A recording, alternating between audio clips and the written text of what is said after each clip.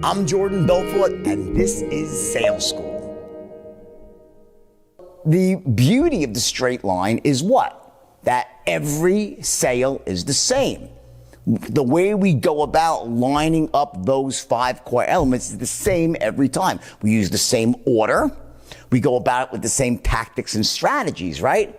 So I say I think the end of that first module, I'm like, but there's one important element that needs to be in place here. You know, what is that? What has to happen to make every sale the same? And that is, you must be in control of the sale.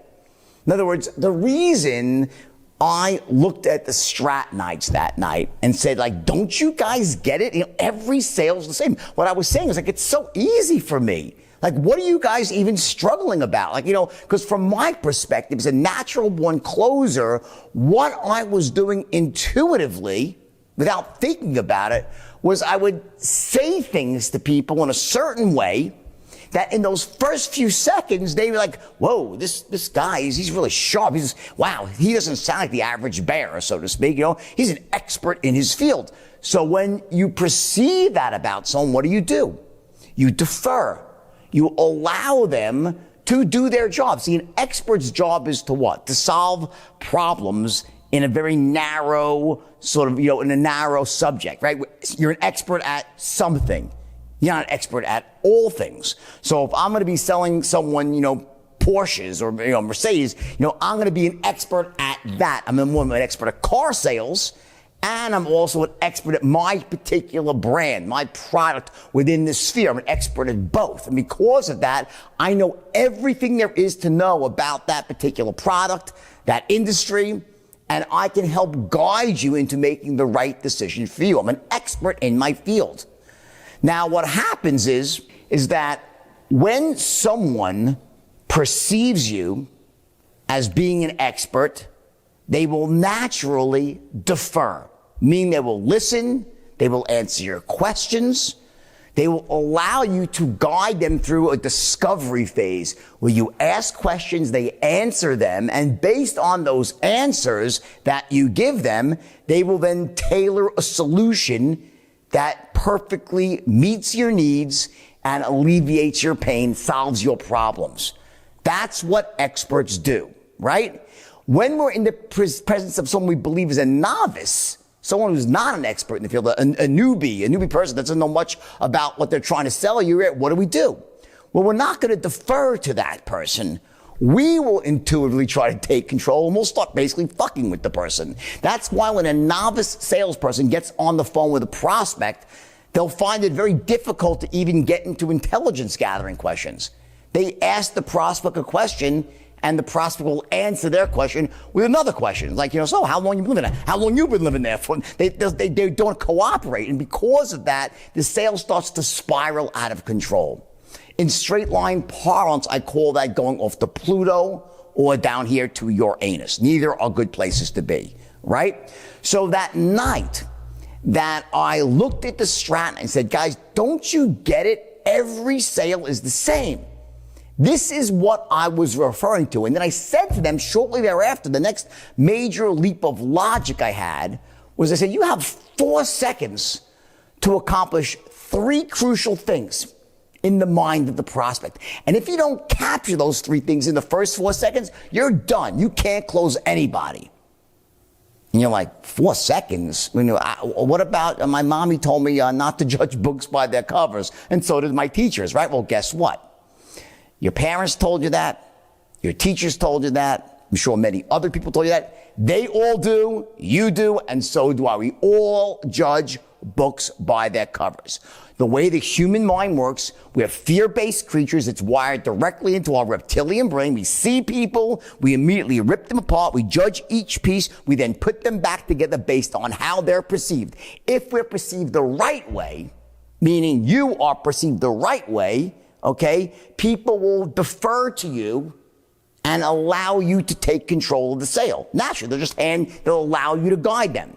If you're perceived the wrong way, the prospect takes control and things start to spiral out of control. So you got 4 seconds on the telephone And believe it or not, you only have a quarter of a second when you're in person, face to face. And I'll explain that later.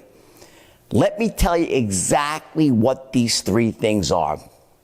You got 4 seconds to be perceived as number one, okay? Sharp as a tack. Sharp as a tack, meaning you're sharp, you're on the ball, you're a born problem solver. You're not gonna waste their time or yours. You're a sharp person, right? Number two, you're enthusiastic as hell, meaning that what you have, it must be good. Now, just to be clear here, I'm not talking about that over the top, like, oh my God, Bill, my practice is so great, you can't believe it. Like, people, what the hell to run away from you, right? I'm talking about something very different. It's called bottled enthusiasm. Bottled enthusiasm sits below the surface, like something like a seething volcano, like how I'm talking right now. I'm not yelling, but you say, wow, this guy really, wow, he seems serious about this. He's really excited. Something beneath the surface. It can be unleashed at any moment. Because I'm an expert, I don't unleash it, but I could. And because someone knows that, they will say, whoa, I'm going to listen to this person because they seem to be on the edge of almost exploding with enthusiasm, not in a bad way, but in a good way. And people will listen to you more closely and they will defer. And the third element here, and most important of all, I'm an expert in my field. Sharp as a tack, enthusiastic as hell, an expert in your field. So here's the deal. I said it before. I'll repeat it again. We have been conditioned since we're yay big to defer to experts.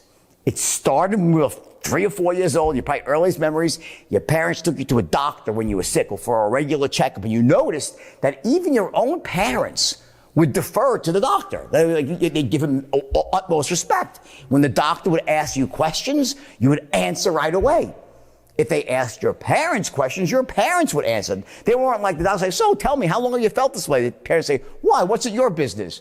Why do you, see, the doctor has earned the right to ask you questions. He has diplomas on the wall. He has a stethoscope. He has a white coat.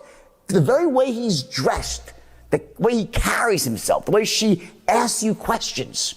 So tell me, and they have a whole sheet there. They go through this actual guided intelligence gathering session. If there's some way I want you to be perceived by your clients, it's almost like the trusted family physician, the advisor, not the interrogator that's like, so how long have you been doing that? Where do you live at?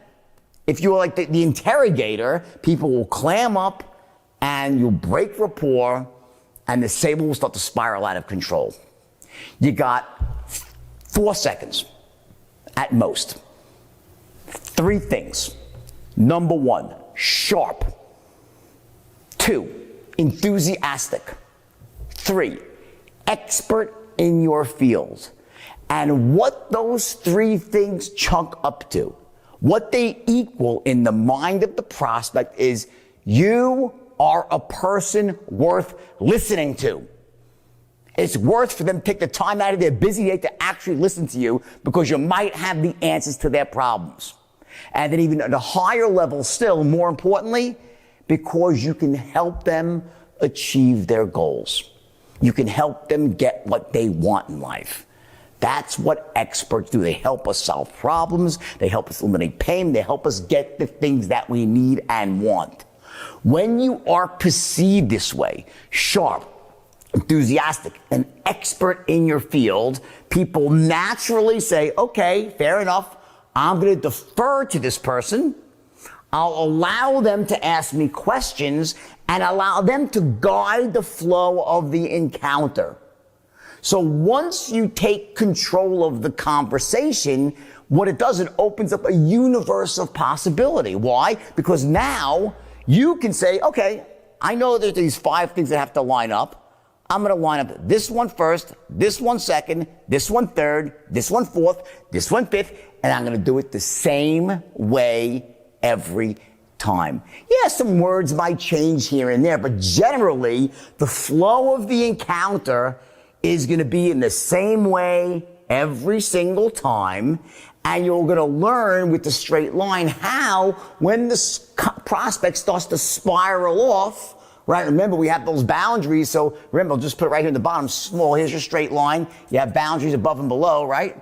Open, close. So if your prospect tries to spiral off with the straight line system, you're going to learn how to listen and say, yep, agree with them. Yep, I see, right? And then you'll learn how to bring them right back and move down the straight line forward towards the close. Different lesson, but all of this becomes possible because you took immediate control of the sale.